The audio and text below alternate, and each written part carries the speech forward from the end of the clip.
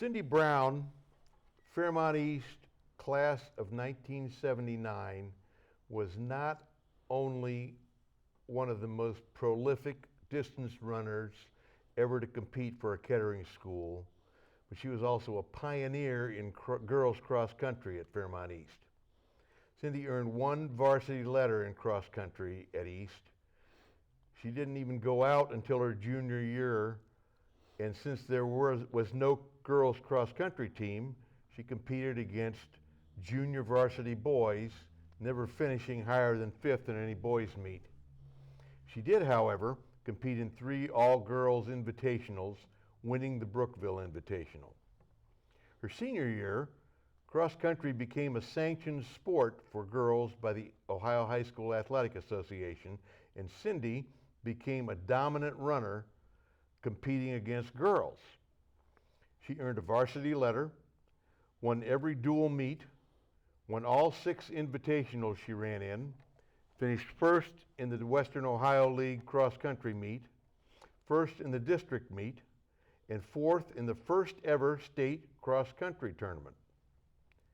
In track and field, Cyndie was a 3-year letter winner as a distance runner. She finished 2nd in the WOL in the mile her senior year and qualified for the state meet in both her junior and senior years, finishing 7th at state her junior year. After high school, Cyndie competed for 4 years in cross country and track at Indiana University, where she was a 4-year letter winner and collegiate All-American. Following college, she went on to become one of the top female long distance, which means 10K to marathon, runners in the world. She held the American record for the 5,000 meters. She was ranked number 1 in the U.S. and number 6 in the world in the marathon in 1987. And she was the first American ever to win the Honolulu Marathon. She qualified for the 1984 Olympic trials, but an injury right before the trials prevented her from competing for a spot on the team. Cyndie has appeared on the cover of Runner's World, Running Times, and Women's Sports and Fitness magazines. Cyndie is married with a 27-year-old daughter, 2 stepchildren, and a 4-year-old grandson. She works for Southwest Airlines and splits time between living in Boulder, Colorado and Kona, Hawaii. Unfortunately, this is not Cyndie. Cyndie was unable to make the trip here this weekend, but we are very pleased to have with us our old friend, Fairmont Hall of Fame coach Neil Charsky, who coached Cyndie in high school and has stayed in touch with her throughout her post-high school life. Neil, welcome. Thank you. This is the second time I've had the pleasure of interviewing you for the Hall of Fame, once when you went in yourself. Right. You were a major player in the start of Cyndie's distance running career. Talk about her first year running cross country against the boys. Now, the boys didn't like it because they got beat by her. But it was interesting when she first came to me and said, it was a troubling time in American athletics at that point, with establishments and so forth, and the girls wanting to be part of this, and they weren't, and Title IX wasn't just starting to come in and so forth. And we had a girl come out 1 year before she did, and it didn't work out well. She was just doing it just to make it a point. Cyndie came out, and she comes out and says, I want to run cross country. And I said, okay, what's your name? She says, Cyndie. So I put C-I-N-D-Y. No, that's not right. It's C-Y-N-D-D-I-E. I said, what? Okay, so she reported it, and I said, okay. So I said, I knew right then that she was going to be different. Yeah. And I wasn't sure if she was going to be different, good or bad different. Right. But she was good, excellent wise. She was really good. And I mean, she just didn't fit in the mold of most women runners at that time. And you got to realize too that in that time there was a lot of AAU runners. We didn't have high school cross country as such, but there was a lot of AAU runners that were running AAU girls for a long time before that. So it wasn't like she just came in and did something that nobody else had done before. She was a runner that, she ran against some of the best around, and she did very, very well, to say the least. So it was interesting when she ran that one qualifying time for the marathon. This was after college, and she says, "Gee, I think I'll try a marathon." So she goes to Columbus and tries the marathon. First one she ever ran, qualified for Olympic trials. First one she ever ran. a natural. Wow. Amazing.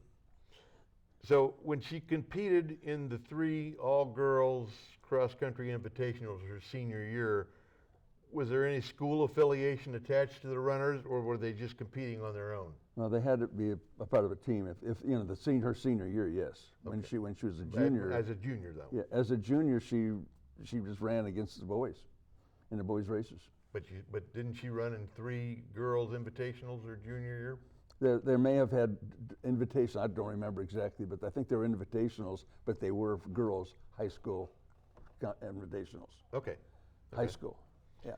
Then the next year, everything changed as Title IX enforcement opened a lot of doors for female athletes. When the girls' cross-country program started at East in the fall of 1978, what kind of a turnout did you have of girls following Cyndie's lead? Go ahead. 2. 2? Yeah. Cyndie and one other? Cyndie and another Cyndie. Was the other Cyndie kind of starting from ground zero, or had she run before? She had run some, but she was not bad. I mean, she was very good compared to most girls around, but she wasn't as good as Cyndie. But Cyndie Brown. Cyndie. Right. But they were friends, and they came out together. So the program developed slowly. Yeah. Oh yeah. Huh. And then it got a lot better from then. We started getting more people on, and frankly, I at that time we didn't know what it was all about. They just said, "Well, I think I want to run," and in the first year, and I said, "Okay," because it was one of those things that everybody was testing the waters of what they could do, and I said, "Well, I'm not going to be a thorn in anybody's back. You should come out and run. There's the policy. You're going to run with the guys, and if you want to run a boys' team, you're going to do what the boys do." And she did that, and the first one that didn't work out well didn't enjoy that. Huh. So, At what point did you see, as a coach, that Cyndie had the potential to be a really strong distance runner? probably after the first week. Really? Yeah, she struggled a little bit. Then all of a sudden I saw that long stride of hers stride out, and she was not fast, real fast. She wasn't a speed demon, but she would just destroy you with her stride and her endurance and just her pace. She would just run people in the ground. You could just see, like, after a while, first, depending on the distance, of course, but after the first mile, everybody else was, struggling, and all she's just going. She just never stopped. Huh. She had just natural endurance. It was unbelievable. Right. Neil, what do you remember about the first state girls cross-country meet? Very little. It's been so long ago. In Columbus? Yeah. Did they run it at the horse track where they run it now? No, not at all. Of course, they don't run at the horse track anymore. Oh, don't they? No. When my son ran, that's where they ran. Yeah, they went to National Trail, which was a car racing place, and now they're at what's the name of the place? It's a place in Columbus. Anyway, it's not the horse track anymore. Okay. And you don't remember much about it? Not really. No, I don't. You've been to So many. countless state meets with the boys. I'm pretty sure it was at Ohio State at the golf course when they ran that. Mhm. That's when they used to run it at the golf course, and it went from there to Side of Downs. You told me a story a while back about Cyndie and Iris Black. Can you share that with us now? Well, Iris Black was the distance runner in this area, and I don't want to be derogatory or anything, but I thought, well, Iris Black is Iris Black. She's really something.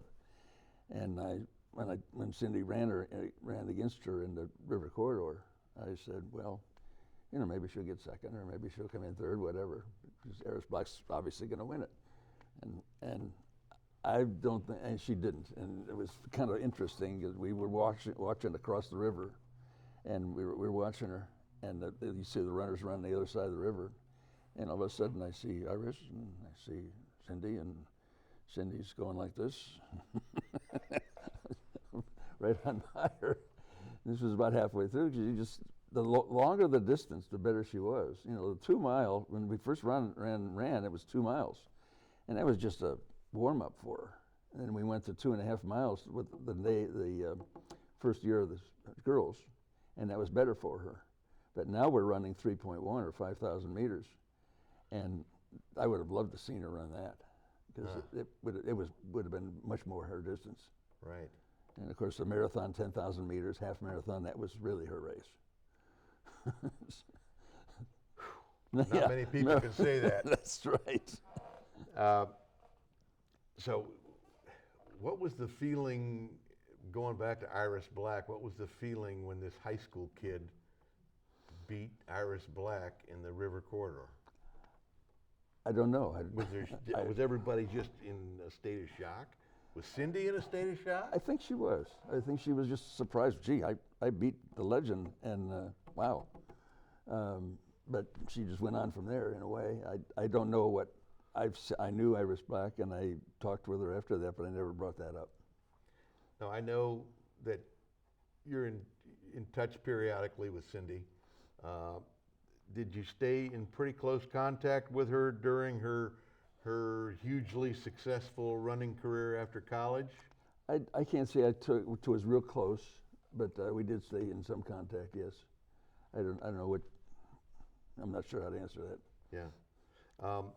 When she got hurt before the Olympic trials, that had to be devastating. Oh, yeah. Were you in contact at all with her during that time? Not at that time, no. Okay. But, you know, it's interesting that she went to, you know, she qualified, and just before the trials, she got injured. And before in a race prior to that, she had beaten Joan Benoit. And Joan Benoit was the Olympic champion in Los Angeles Olympics in '84.